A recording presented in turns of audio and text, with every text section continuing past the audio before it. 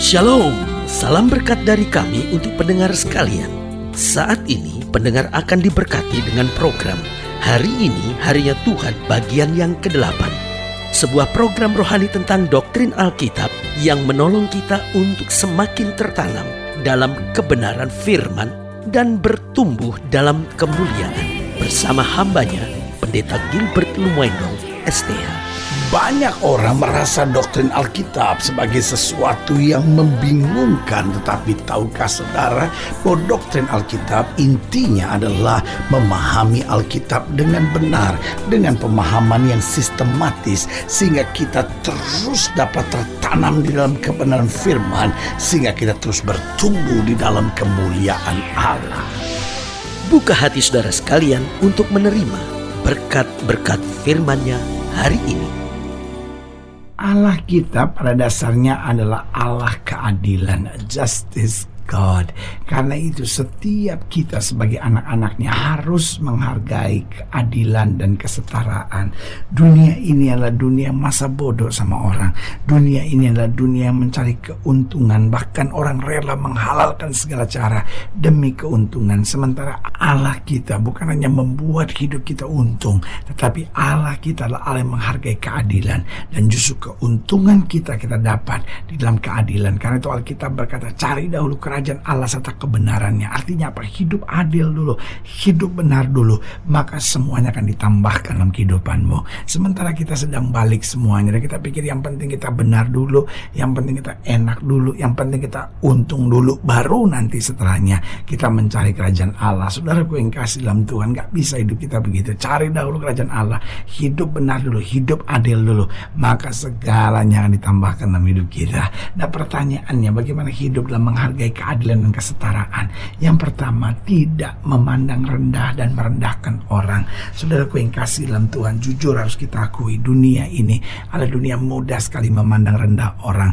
Hanya karena kita merasa suku kita lebih baik, hanya karena kita merasa status sosial kita lebih baik, hanya karena kita merasa bahwa kita lebih mayoritas, ya kan? Hanya karena kita merasa uang kita lebih banyak, ya kan? Jadi akhirnya apa? Kita pandang rendah orang. Kita merasa diri kita lebih pintar, kita merasa diri kita lebih terhormat dari keluarga yang lebih hebat, lalu kita pandang rendah orang. Kita merendahkan orang dengan sikap kita, dengan perbuatan keseharian kita. Tapi sebagai hamba Allah saja mau ingatkan, mari kita belajar menyadari bahwa kita ada untuk jadi berkat. Hidup ini bukan soal siapa yang lebih hebat, tapi hidup ini bagaimana kita saling melayani. Karena untuk itulah kita dipanggil untuk menjadi berkat. Jadi bagaimana hidup dengan keadilan? Yang pertama, tidak memandang rendah dan merendahkan orang. Yang kedua, tidak seenaknya terhadap orang, baik dengan perkataan maupun perbuatan kita. Kadang-kala dengan alasan, kan saya cuma bercanda, ya kan? Tapi tanpa kita sadari, kita sebetulnya sudah seenaknya terhadap orang. Kata-kata kita menyakitkan, sikap hidup kita melukai orang. Karena apa? Karena kita selalu saya orang yang memang begitu, mau diapain loh. Tetapi kan kita harus sadari bahwa kita hidup kan bukan seenaknya, tapi kita hidup untuk menyatakan kemuliaan dan kasih Tuhan dimanapun Tuhan tempatkan kita. Karena itu mari kita belajar hidup dalam keadilan, tidak memandang rendah dan merendahkan orang, tidak seenaknya terhadap orang, baik dengan perkataan dan perbuatan kita. Lalu juga yang ketiga, tidak mengerjakan kecurangan serta segala ketidakjujuran.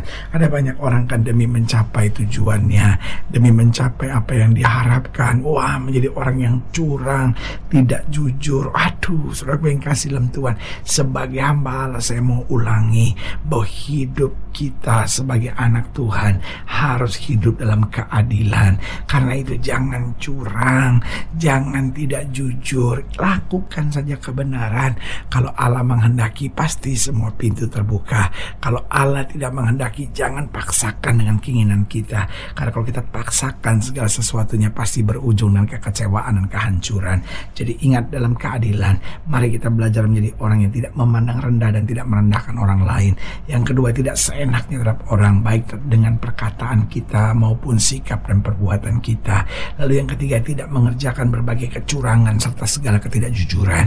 Lalu yang keempat, bagaimana hidup dalam keadilan, tetap mendahulukan kasih dan kesetiaan dalam segala langkah dan kehidupan. Saya percaya yang namanya kasih dan kesetiaan tidak pernah bisa dilepaskan daripada keadilan. Karena orang-orang yang hidup dalam keadilan pasti cenderung menjadi orang yang hidup dalam kasih dan kesetiaan. Sementara orang yang sudah mengalami kasih dan kesetiaan Kristus akan pasti menjadi orang-orang yang hidup dalam keadilan. Karena itu mari hidup dalam kasih dan kesetiaan dalam segala langkah dan kehidupan kita. Maka otomatis kita menjadi orang-orang yang adil, yang berkenan kepada Tuhan, yang menyenangkan Tuhan, dan meninggikan Kristus dalam segala langkah kehidupan kita. Haleluya. Selamat datang dalam program kita hari ini, harinya Tuhan. Sebuah program rohani yang kembali mengingatkan kepada kita betapa pentingnya kita menjadikan firman Tuhan sebagai dasar keseharian hidup kita. Karena selama kita jadikan firman Tuhan sebagai dasar keseharian hidup kita, langkah-langkah ke depan kita menjadi penuh kepastian, kebenaran, dan kemenangan. Haleluya. Dan dalam program ini kita sedang membahas tentang keadilan dan kesetaraan, di mana dalam keadilan dan kesetaraan ini kita akan membuktikan bahwa kita adalah anak-anak Allah, karena Allah kita adalah Allah yang adil, sehingga kita sebagai anak-anaknya hidup dalam keadilan dan kesetaraan. Haleluya. Nah, saudara yang kasih dalam Tuhan, dalam pembahasan tentang keadilan dan kesetaraan, kita mau sama-sama belajar dari Keluaran pasal 21, Keluaran pasal 21 ayat yang ke-12, Keluaran 21 ayat yang ke-12, dan terus kita akan pelajari dari mulai ayat yang ke-12 sampai ayatnya yang ke-25. Keluaran pasal 21 ayat yang ke-12 sampai 25, demikian firman Tuhan di bawah judul perikop peraturan tentang jaminan nyawa sesama manusia. Siapa yang memukul seseorang sehingga mati, pastilah ia dihukum mati. Tetapi jika pembunuhan itu tidak disengaja, melainkan tangan yang ditentukan Allah melakukan itu, maka aku akan menunjukkan bagimu suatu tempat kemana ia dapat lari. Tetapi apabila seorang berlaku angkara terhadap sesamanya hingga ia membunuhnya dengan tipu daya, maka engkau harus mengambil orang itu dari mesbahku supaya ia mati dibunuh. Siapa yang memukul ayahnya atau ibunya, pastilah ia dihukum mati. Siapa yang menculik seorang manusia, baik ia telah menjualnya, baik orang itu masih terdapat padanya, ia pasti dihukum mati. Siapa yang mengutuki ayahnya dan ibunya, ia pasti dihukum mati. Apabila ada orang bertengkar dan yang seorang memukul yang lain dengan batu atau dengan tinjunya, sehingga yang lain itu memang tidak mati tapi terpaksa terbaring di tempat tidur, ayat 19, maka orang yang memukul itu bebas dari hukuman. Jika yang lain itu dapat bangkit lagi dan dapat berjalan di luar dengan memakai tongkat, hanya ia harus membayar kerugian orang yang lain itu karena terpaksa menganggur dan menanggung pengobatannya sampai sembuh. Apabila seorang memukul budaknya laki-laki atau perempuan dengan tongkat sehingga mati karena pukulan itu, pastilah budak itu dibalaskan. Hanya jika budak itu masih hidup sehari dua, maka janganlah dituntut belanja, sebab budak itu adalah miliknya sendiri. Apabila ada orang berkelahi dan seorang dari mereka tertumbuk kepada seorang perempuan yang sedang mengandung sehingga keguguran kandungan, tetapi tidak mendapat kecelakaan yang membawa maut, maka pastilah ia didenda sebanyak yang dikenakan oleh suami perempuan itu kepadanya, dan ia harus membayarnya menurut putusan hakim. Tetapi jika perempuan itu mendapat kecelakaan yang membawa maut, maka engkau harus memberikan nyawa ganti nyawa, mata ganti mata, gigi ganti gigi, tangan ganti tangan, kaki ganti kaki, lecur ganti lecur, luka ganti luka, bengkak ganti bengkak. Saudaraku yang kasih dalam Tuhan, hukum ini mengajarkan kepada kita tentang keadilan dan kesetaraan. Nah, pertanyaannya, bagaimana kita dapat tetap hidup adil di tengah-tengah dunia yang kita secara jujur mengakui bahwa serba tidak adil ini? Ada banyak orang yang berkata, saya ingin hidup adil, tapi kalau sekitar saya nggak adil, nah itu kan artinya kan ketidakadilan, berarti kan saya dipermainkan seenaknya. Nah, dari sini saya belajar beberapa hal penting. Yang pertama, sadari ada hukum tabur dan tuai. Apa yang kau tabur, itu akan kau tuai. Berarti dalam hidup ini taburlah kebaikan, taburlah kasih, maka yang kita tuai dalam hidup kita adalah kemenangan dan berkat yang sempurna. Hidup ini bukan soal, ya tapi orang ini buat ini kepada saya, bukan. Hidup ini soal apa yang saya tabur, itu yang saya tuai. Artinya orang boleh mereka-rekakan yang jahat, saya tabur kebaikan, saya juga akan tuai kebaikan kemudian dari Tuhan. Haleluya. Jadi yang pertama, supaya kita dapat tetap hidup adil di tengah-tengah dunia serba tidak adil, sadari ada hukum tabur dan tuai. Berarti bukan hukum balas membalas, kamu buat ini saya balas, bukan. Ada hukum tabur dan tuai. Saya tabur kebaikan, saya tuai juga berkat Tuhan. Haleluya. Lalu yang kedua, saya harus ingat hidup ini bukan soal menerima, tapi bagaimana soal memberi. Alkitab berkata terlebih berkat memberi daripada menerima. Jadi hidup ini soal bagaimana kita melakukan apa yang Tuhan perintahkan, maka itu yang membawa kita pada pengalaman yang dahsyat dengan Tuhan. Lalu yang ketiga, ketiga, bagaimana kita bisa tetap adil? Milikilah mental pemulai, bukan pengikut, ya kan? Kita ini kan semua senang jadi pengikut. Ya, orang buat itu kita ikut, orang buat ini kita ikut. Tetapi mari kita memulai sesuatu. Karena saya percaya betul bahwa anak-anak Tuhan memulai. Kenapa dunia menyakiti kita? Kenapa dunia tidak adil? Kenapa dunia egois? Karena itulah gaya dunia. Tapi kenapa kita hidup dalam kasih? Kenapa kita hidup dalam keadilan? Kenapa kita hidup dalam kesetiaan? Karena itulah perintah Tuhan buat kita. Karena kita bukan berasal dari dunia ini, kita berasal dari sorga. Kita memiliki karakter sorgawi, haleluya. Jadi untuk kita bisa tetap adil di tengah dunia yang tidak adil, ingat, yang pertama kita harus sadar ada hukum taburan tuai. Lalu yang kedua, kita harus ingat bahwa hidup ini bukan soal menerima tapi soal memberi. Yang ketiga, kita harus memiliki mental pemulai, bukan pengikut. Lalu yang keempat, bagaimana kita bisa tetap adil di tengah dunia yang serba tidak adil? Selalu memandang pada keadilan Tuhan dalam kehidupan ini. Toh Allah kita adalah Allah yang adil.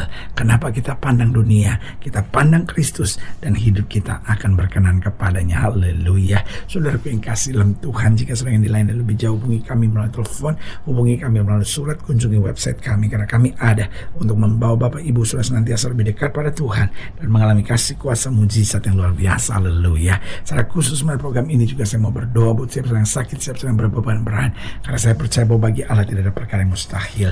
Nah, saudara yang didoakan secara khusus, boleh taruh tangan kanan saudara di dada dan kita akan berdoa. Mari kita berdoa. Bapa, dalam nama Yesus, hamba doa buat yang sakit, hamba doa buat yang berbeban berat, hamba doa untuk setiap mereka sedang menghadapi masa-masa yang sukar, karena hamba percaya bahwa bagi Allah tidak ada perkara yang mustahil.